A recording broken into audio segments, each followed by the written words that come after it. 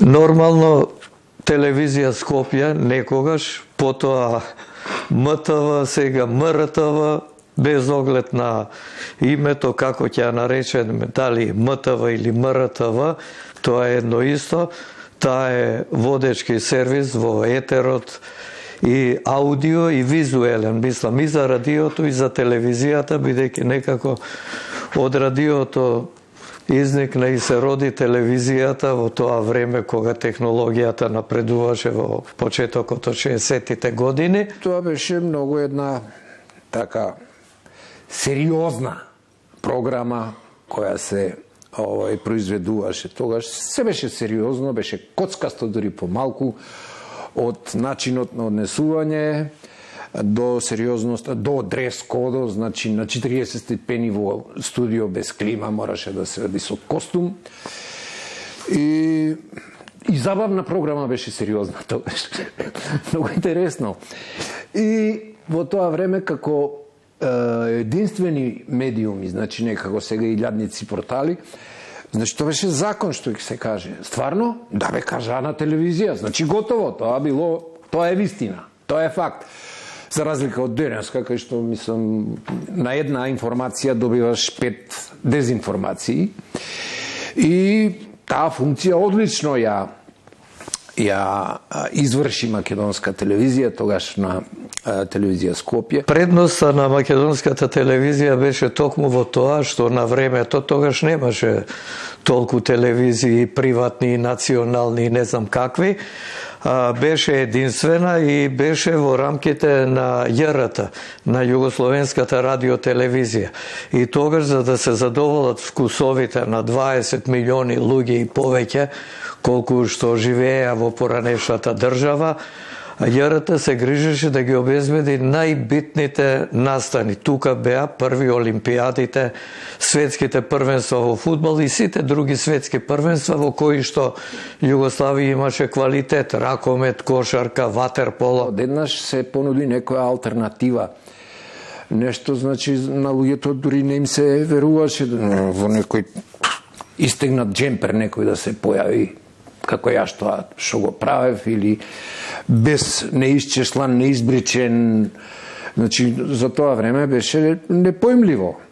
И понуди многу забавни содржини, понуди една од основните работи, прв пат гледачите активно да учествуваат во програмата, ние го внесовме тој хибрид, така наречен, значи вклучување на гледачи во живо. Ние тоаш не знаевме дека тоа се вика тимбилдинг или не знам што или како.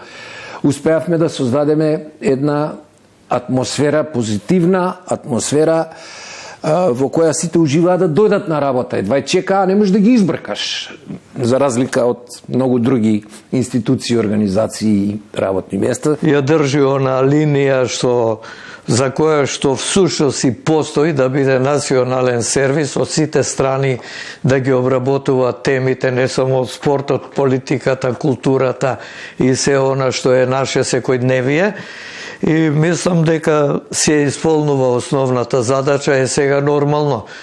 Може да биде и подобро, но добро е да се држи нивото, да не се оди подолу. Кога веќе стои на здрави нозе, и технички и финансиски куќата, дека би требало да биде малку покреативна, да има нешто плюс, нешто ново.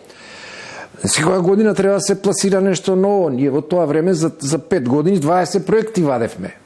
Мислам, што никој не ни помислил дека може да се направат во тоа време. Кога рековме дека ќе правиме мис на Канал 3, ни рекоа, абдали ли сте? Тоа е за Америка, за Франција е тоа, кај можеме ние да го направиме? Добро. За мене основно е новинарот да ја сака својата професија. Ако ја сака својата професија, тогаш и во најтешки ситуации може да се извлече. Прво е дарба и второ е зараза, чивија да не речам.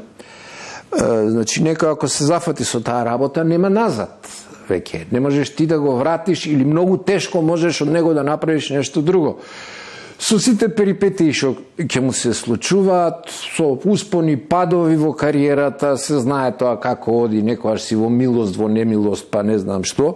Меѓутоа, квалитетот секогаш испливува. Битно да си упорен и до последен момент да настојуваш да го реализираш она што го бара твојата програма и она што ќе се договорите на колегиумот, тоа да биде тоа. Прашање е колку се тие подготвени кога влегуваат во еден медиум, и втора работа е колку медиумот ги прифаќа да ги обучи, бидејќи тие што доаѓаат од факултет директно, тоа се значи така, тие имаат диплома, меѓутоа без практика, без пракса, без да земат да пишуваат, сега веќе не се вика вака, тук се вика вака, значи не се уште ништо, некој треба да ги моделира, да ги дзида, значи тие луѓе недостасуваат, што ќе ги моделираат младите од нив, што ќе направат еден навистина квалитетен новинарски кадар кој потоа ќе преземе и ќе на некој начин ќе крои и политиката на државата и не знам, ќе има големо влијание на сите одлуки.